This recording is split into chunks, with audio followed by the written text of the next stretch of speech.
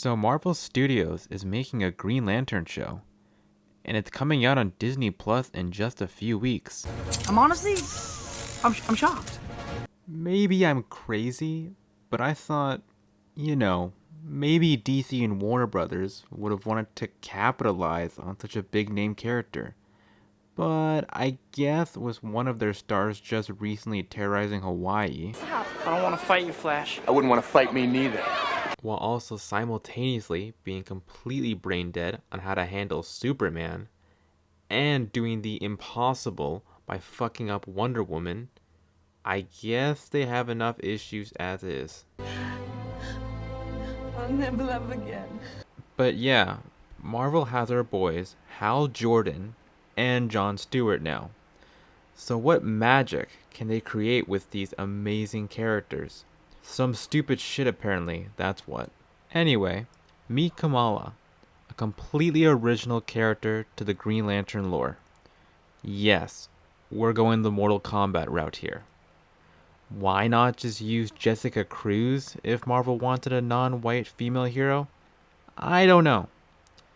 But hey, I'm open to change if it's done right. So, this Kamala girl is a Captain Marvel fan, just like Miss Marvel from the comics actually. In fact, now that I think about it, this Kamala actually reminds me a lot of Kamala Khan from the comics, and the recent terrible video game they put out. But obviously, that's impossible, since this Kamala's Inhumans connection is seemingly non-existent, and her powers are completely different. It's not possible. Now, in the trailer, we see that Kamala gets her Green Lantern ring. I'm sure there's some controversy surrounding this, since many Green Lantern fans are probably screaming out, "Marvel, you fucking idiots. That's a bracelet, not a ring." But the thing you all have to understand is that Marvel doesn't acknowledge the existence of bracelets. Otherwise, they would have called this film Shang-Chi and the 10 Bracelets, since, he has 10 fucking bracelets. So, to them, this is a ring, and that's just something we gotta deal with. The bigger issue here is that Kamala doesn't actually appear to be a Green Lantern at all. She actually seems to be a Star Sapphire, the Lantern Corps charged by the power of love instead of willpower. But you can't do this to me. Now listen, I'm not completely on board with this change. The Star Sapphire Corps is cool and all, but to introduce them as the first Lantern Corps we meet is an interesting choice to say the least. And it does allow for this scene to kind of foreshadow the powers Kamala's gonna get later on, since the hearts represent the power of love, just like the Star Sapphires. But now, as the trailers and TV spots go on, I really start to get worried. Kamala makes her own costume to look like Captain Marvel, and she tests out her powers. That's fine and all, but where are the Green Lanterns? Where are the Star Sapphires? Where is their leader, Carol Ferris? Is she safe? Is she all right?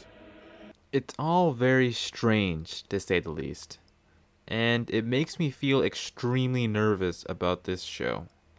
I mean, honestly, how can you go about making a Green Lantern show and then not put any well-known Green Lantern characters into your marketing to hype up the premiere? I have a bad feeling about this. But hey, I'm probably just overreacting. I'm sure it's all fine, and Marvel Studios will nail Green Lantern because they never get anything wrong and only ever make the right decisions. So how about I stop being so pessimistic and just see what the logo is? Maybe it'll reveal that this is a Star Sapphire show after all, which is fine because Marvel Studios can do no wrong.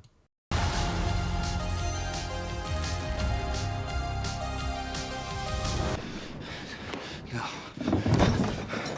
It can't be. No!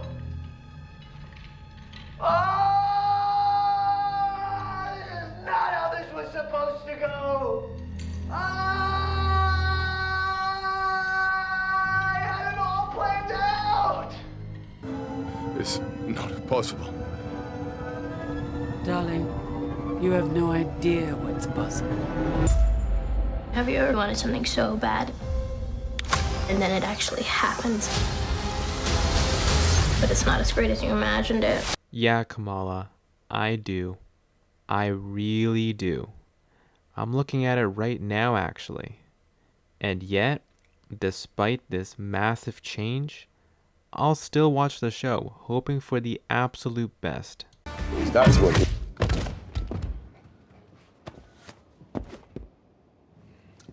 Because that's what heroes do. Still, while my confidence and hope in this Green Lantern version of Miss Marvel is mid at best, we do have other shows coming to Disney+. We got our boy Kenobi. We got She-Hulk, featuring the worst CGI ever seen. And we got Secret Invasion, where maybe the Skrulls will actually be evil this time. You know, like how they're supposed to be. Meanwhile, what does DC have? No fucking Green Lantern. So I think we know who's winning here. But DC, man, please, you got me on my knees begging at this point. I'll take any of the big Green Lantern names for a live action show or movie. Hal Jordan, Jon Stewart, Jessica Cruz, El Muerto. I mean, what the fuck, DC? You got Sony making a Green Lantern movie out here before you? How can you do this? This is outrageous. It's fucking unprofessional!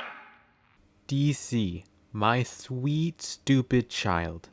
Please open your third eye so you can see the limitless possibilities that could come from a well-done, live-action Green Lantern movie or show. But why stop there? Let's get an amazing Green Lantern cinematic universe going. Think of all the money that could come from it. It would be endless. So yeah, DC, get your shit together and make this happen. Strong enough to have it all. Too weak to take it! Anyway, that's the end of the video. I'm sure the actress from Miss Marvel is going to be perfect for the role. And I hope DC makes a good live action Green Lantern movie or show before I fucking die. Alright, see ya. Laters, gators.